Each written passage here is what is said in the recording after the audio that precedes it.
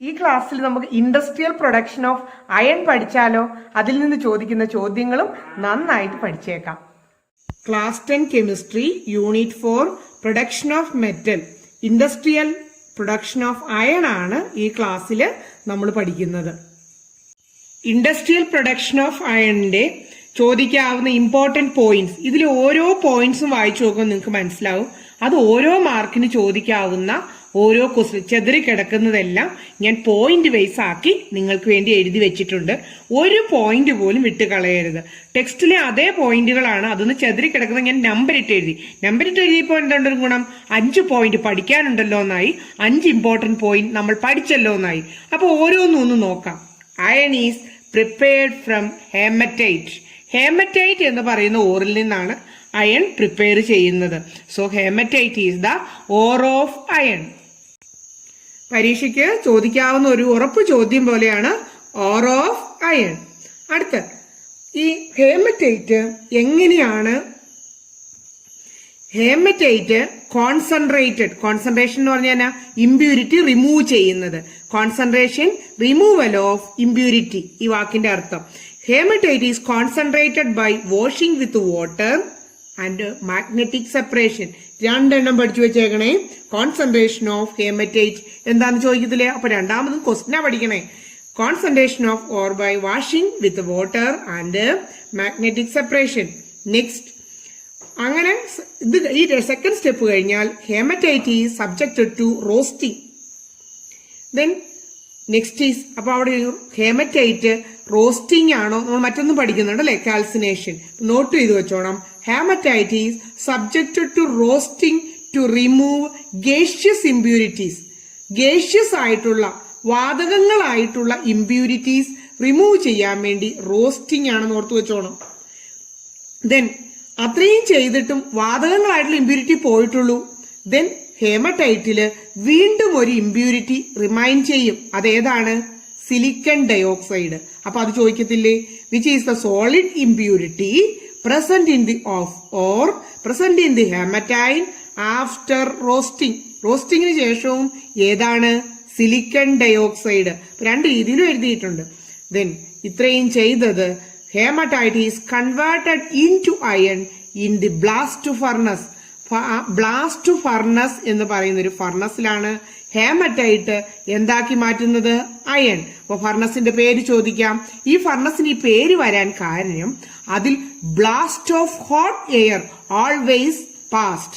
അതിനുള്ളില് ഭയങ്കര ചൂടുവായു, അതാണ് ബ്ലാസ്റ്റ് ഓഫ് ഹോട്ട് എയർ. അതുകൊണ്ടാണ് ഇതിന് ബ്ലാസ്റ്റ് ഫർണസ് എന്ന് പേര് വന്നത്. അപ്പൊ പോയിന്റ് ഒന്നുകൂടി വായിച്ചു പഠിച്ചോ. It is prepared from hematite. Hematite is concentrated by washing and magnetic separation.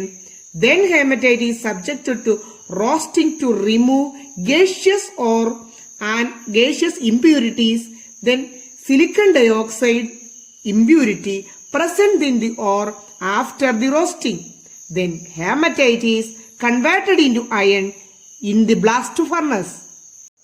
നിങ്ങൾ കെമിസ്ട്രി പഠിക്കുന്നത് കെമിസ്ട്രി വിത്ത് സ്മിത ടീച്ചർ എന്ന യൂട്യൂബ് ചാനലിൽ സ്മിത ടീച്ചറിനോടൊപ്പമാണ്. ക്ലാസ് ഇഷ്ടമായെങ്കിൽ ലൈക്ക് ചെയ്യണം, ഷെയർ ചെയ്യണം, സബ്സ്ക്രൈബും ചെയ്യണം കേട്ടോ.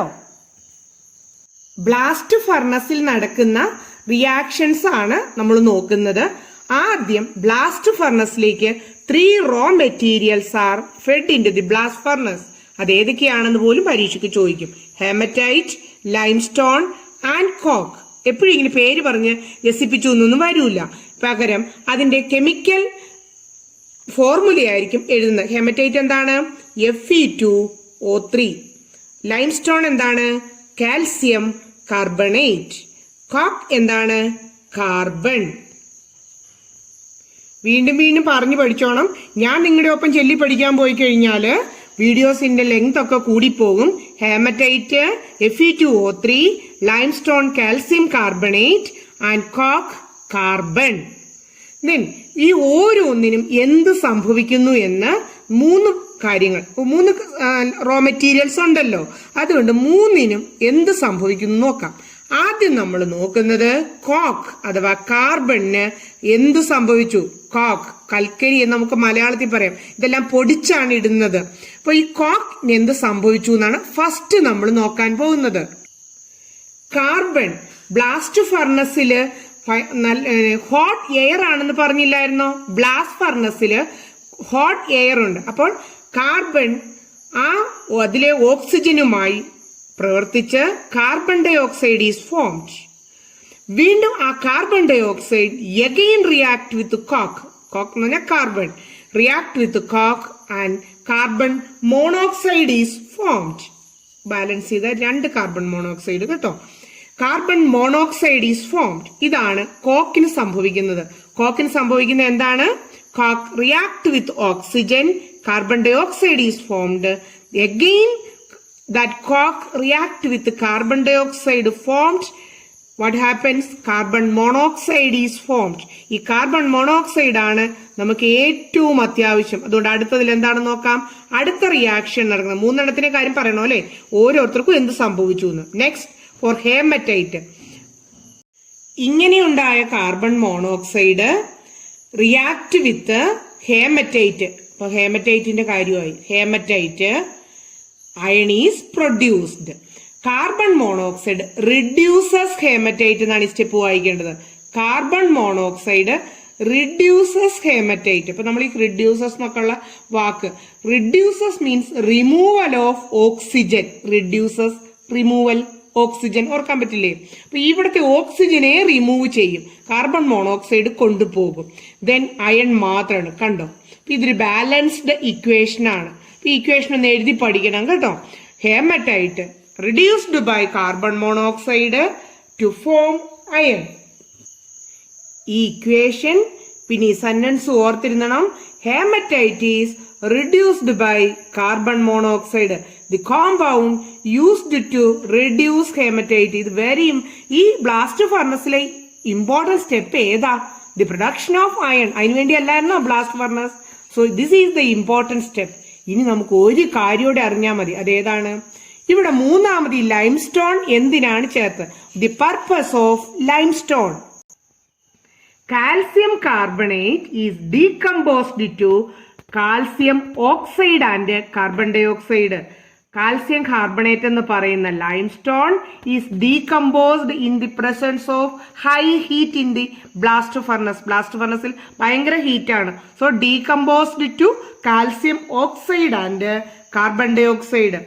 ദിസ് കാൽസ്യം ഓക്സൈഡിനാണ് ഇവിടെ importance.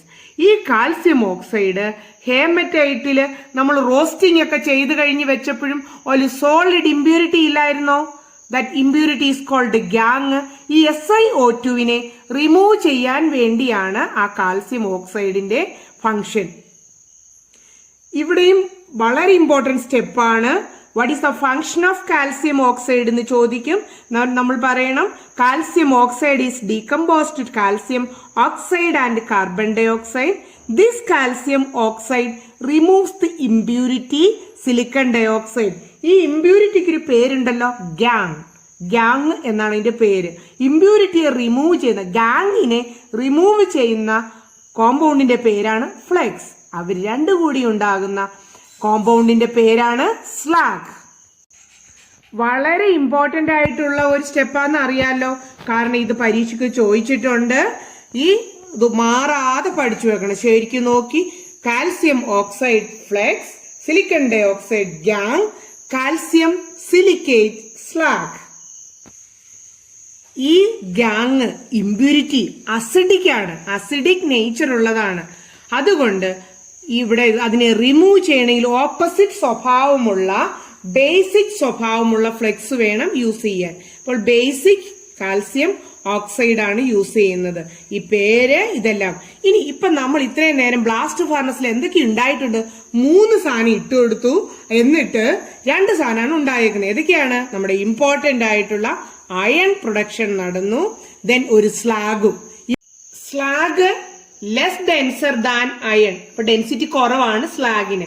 So slag float over iron. ഇവിടെയാണ് അയൺ വരിക. അപ്പൊ അയൺ എന്ത് ചെയ്യും? അതിന് താഴെ ആയിരിക്കും. 2 സെപ്പറേറ്റ് ആയിട്ടുള്ള ഇതിൽ കൂടി അത് റിമൂവ് ചെയ്തെടുക്കും. ഇങ്ങനെ കിട്ടുന്ന അയണില് 4% എന്തുണ്ടായിരിക്കും? കാർബൺ ഉണ്ടായിരിക്കും. ഈ കോക്കൊക്കെ ഇടുന്നത് കൊണ്ട് എത്ര ശതമാനം ചോദിക്കാവുന്നതാണ്? 4% കാർബൺ. ഇങ്ങനെ കിട്ടുന്ന അയണിന്റെ പേരാണ് പിഗ് അയൺ ഡയറക്റ്റ് ആയിട്ട് ബ്ലാസ്റ്റ് ഫർണസിൽ നിന്ന് കിട്ടുന്ന അയൺ ഏതെന്ന് ചോദിക്കും. Pig iron contains 4% of carbon. സ്ലാഗിന് less density, so it flowed over molten iron. It is separate out like this and it contains 4% carbon and it is called pig iron. ഇതാണ് industrial production of iron. Industrial production of iron ഓരോ സ്റ്റെപ്പായിട്ട് ഒന്നുകൂടി പോയി നോക്കി by heart ചെയ്യുക. എക്സാമിന് ചോദിച്ചേക്കുന്ന ചോദ്യങ്ങൾ ഞാനിപ്പോൾ ഒന്ന് തരും. അപ്പൊ അതിൽ നിങ്ങൾ തന്നെ ഈ വീഡിയോയിൽ നിന്ന് കുഞ്ഞു കുഞ്ഞു ആൻസർ കണ്ടുപിടിക്കണം. സാധാരണ ഈ ഭാഗത്തുനിന്ന് ചോദിക്കുന്ന ചോദ്യങ്ങളാണ്, നിങ്ങളൊന്ന് ശ്രദ്ധിച്ച് ആൻസർ ചെയ്യുക. Which is the ore of iron എല്ലാവർക്കും അറിയാം, അപ്പൊ അതിൽ നിന്ന് എടുത്തോണം. ഹേമറ്റൈറ്റ് ഞാനിങ്ങ് പറയുവാണ്. കോൺസെൻട്രേഷൻ മെത്തേഡ് ഓഫ് ഹേമറ്റൈറ്റ് ഏതൊക്കെയാണ്? വാഷിംഗ് വിത്ത് വാട്ടർ, അതിനൊറ്റ പേരുണ്ടല്ലോ, ലെവിഗേഷൻ ആൻഡ് മാഗ്നറ്റിക് സെപ്പറേഷൻ. രണ്ടെണ്ണം എടുക്കണേ. Impurity present in the haematite ഏതായിരുന്നു? Silicon dioxide. ഞാൻ പറയുന്നതിന് മുമ്പ് അറിയാവൂന്ന് നോക്കണം. Raw materials flood into the blast furnace. 3 സാധനം ഇട്ടത് ഏതൊക്കെയാണ്? Haematite, limestone and coke. The compound used for reducing haematite, carbon monoxide. And this is the most important question. Then gangue ഏതാണെന്ന് ചോദിക്കും. ഗാങ് സിലിക്കൺ ഡയോക്സൈഡ്, മാറിപ്പോവരുത്. Flux calcium oxide, slag calcium silicate. അതും നമ്മുടെ ക്ലാസ്സിലുണ്ട്, ഒന്ന് ബാക്കി പോയി നോക്കിക്കോണം. Equation for the formation of slag. ഇപ്പൊ ഫ്ലെക്സും ഗ്യാങ്ങും ചേർന്ന് സ്ലാഗ് ഉണ്ടാകുന്നത് നമ്മൾ ഇപ്പൊ എഴുതിയതുള്ളൂ, നിങ്ങളുടെ കണ്ണിലുണ്ട്. ദെൻ ലാസ്റ്റ് എന്തായിരുന്നു? Molten iron. അതിന്റെ പേരെന്താണ്? Obtained from blast furnace, that is pig iron. അതിനകത്ത് എത്ര % കാർബൺ ഉണ്ട്? 4% കാർബൺ. അപ്പൊ എല്ലാ ടോപ്പിക്കും വെറുതെ നിങ്ങൾ ഓർക്കുന്നുണ്ടോ എന്ന് നോക്കാനാണ്. എല്ലാ പോയിന്റും അറിയാം എന്ന് ഞാൻ വിചാരിക്കുന്നു. ക്ലാസ് ഇഷ്ടമായെങ്കിൽ ലൈക്ക് ചെയ്യണം, ഷെയർ ഒക്കെ ചെയ്യണം കേട്ടോ. ഇൻഡസ്ട്രിയൽ പ്രൊഡക്ഷൻ ഓഫ് അയൺ ഓരോ സ്റ്റെപ്പും മനസ്സിലായോ? നന്നായിട്ട് എൻജോയ് ചെയ്ത് പഠിക്കാൻ പറ്റിയോ? എങ്കിൽ ഈ ക്ലാസ് നിങ്ങൾക്ക് ഇഷ്ടപ്പെട്ടെങ്കിൽ ലൈക്ക് ചെയ്യണം, ഷെയർ ചെയ്യണം, സബ്സ്ക്രൈബ് ചെയ്യാൻ ഫ്രണ്ട്സിനോടൊക്കെ പറയണം. Okay, thank you.